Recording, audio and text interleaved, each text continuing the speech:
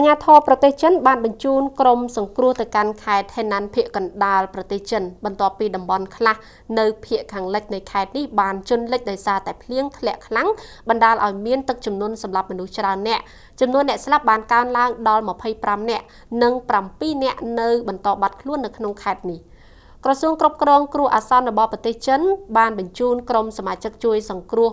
1800នាក់ដែលរួមមានអ្នកជួយសង្គ្រោះជំនាញមកពីខេត្តចំនួន7ផ្សេងទៀតដើម្បីជួយដល់ខេត្តហេណានដែលរងគ្រោះដោយទឹកជំនន់នេះ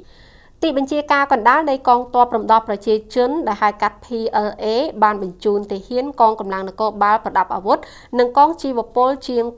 5700នាក់ព្រមទាំងយានយន្តនិងឧបករណ៍ចំនួន148គ្រឿងដើម្បីជួយក្នុងប្រតិបត្តិការសង្គ្រោះនៅក្នុងតំបន់ជាង30ដែលរងគ្រោះដោយទឹកជំនន់ខណៈភ្លៀងធ្លាក់ខ្លាំងបន្តវាយប្រហារខេត្តហេណានអាជ្ញាធរបានបង្កើនប្រតិកម្មបន្ទាន់សម្រាប់ការគ្រប់គ្រងទឹកជំនន់ដល់កម្រិត2ដែលជាកម្រិតខ្ពស់បំផុតទី2នៅក្នុងប្រព័ន្ធឆ្លើយតបរបស់ខ្លួន។